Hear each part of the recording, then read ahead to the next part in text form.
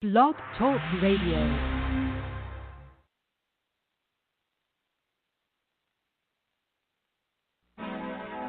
Oh yeah.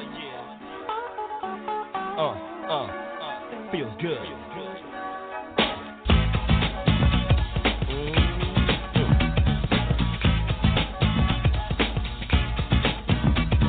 The time has come to enjoy myself. I've left my problems up on the shelf. The workday's over and I got it made. Like Johnny Kemp said, I just got paid and I'm ready to mingle. Young man, single and free, ready to get busy. Down to party, hardy and have a good time. All I need is a partner in crime. Call up the homies and hope they might say they're down to paint the town red tonight. Look in the closet and pull out the hype gear. Hook up the high top fade and I'm out of here. To a disco or a party of some kind. Hope that I would find myself a good time. Before I'm through and the night is done, man, I'm gonna have fun. Ain't gonna hurt nobody. Just dancing, y'all. Ain't gonna hurt nobody. Out there on the floor. Ain't gonna hurt nobody.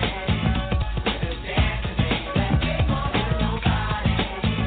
Gonna give you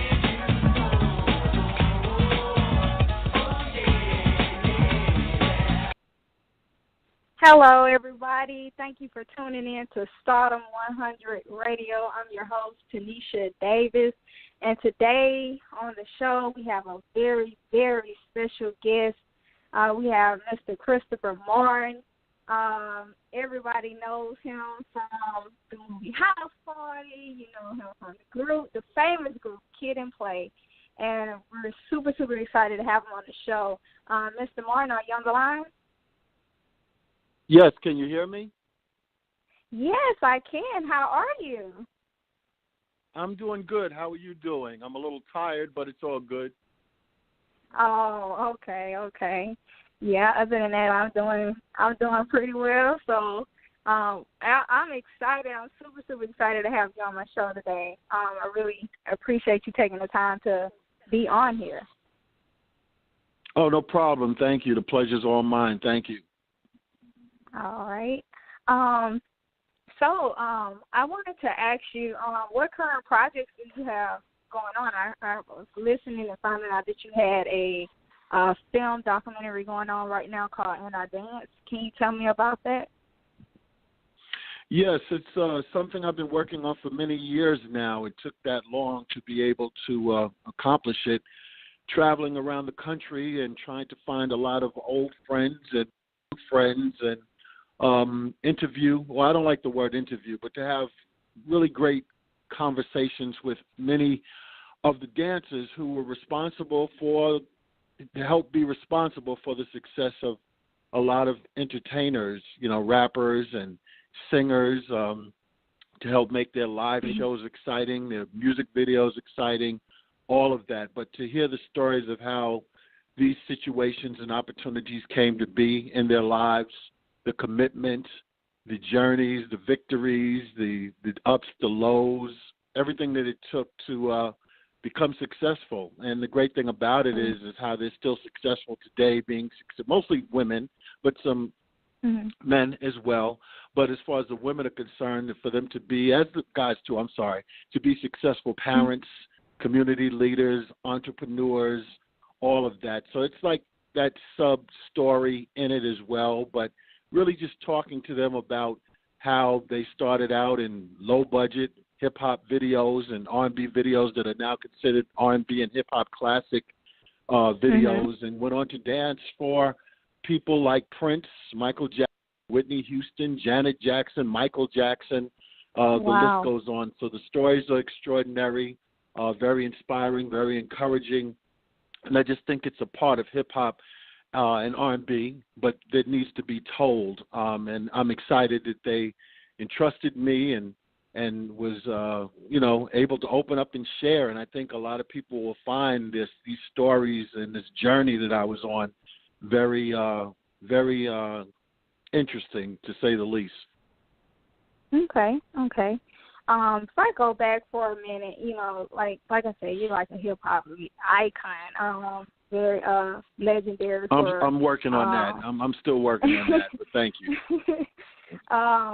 But who was Christopher Martin before all of this before being known as Clay? Who were you before then?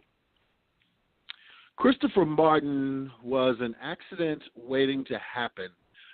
Coming up in the streets of New York, a little bit more specifically, you didn't have the images and the inspirations that you have today, especially in hip-hop, because it didn't exist. As a matter of fact, it was an era and a time, believe it or not, on this planet where hip-hop didn't exist. And when it did begin to come, it wasn't even called hip-hop. The best I could say was, are they jamming in the park this weekend? Who's on the microphone? Yo, move out the way. They're getting ready to break dance. And, hey, look at that exciting mural that was on the wall, what was being tagged. So what you had from my perspective was, I really wasn't relating to what was going on in the schools. I was more attracted to what was going on in the streets because that looked like that's what success looked like for a young black boy or teenager. And I was attracted to a lot of what you would consider negative elements in the street, and that was going to become becoming my aspiration, inspiration, all of that good stuff. My father, was doing his thing successfully, or so I thought, in the street, so I wanted to be with him, and then combined with seeing the images that was in the movie theaters, your Superflies, and across 110th Street, and all of what we call the black exploitation era in entertainment and film. So I was just going to be the best, I guess, criminal there could be, and I flirted with that, tampered with that, and thank God, he used something that was eventually going to be called hip-hop to save my life. I mean, I could go into more detail, and I have no problem doing that for the sake of time. I'm kind of broad-stroking. Got kicked out of 5 high schools, wasn't trying to hear that, wasn't trying to cooperate with that. And I was out there. I was out there in them streets, And like I said, God used hip-hop to save my life. I found out I had some degree of talent in it. Tried to do the 2 turntable thing, and that wasn't really my thing. Did okay in the neighborhood as far as being a dancer, a break dancer, the life of the party with me and my dudes in Romeo and Kenny D and all of us out there at the parties and even tampering, out there in the streets. And then someone introduced me to a microphone, and, I guess fast forward, the rest is history. Not that I claim to be some great rapper, but I just knew how to act like being a great rapper, So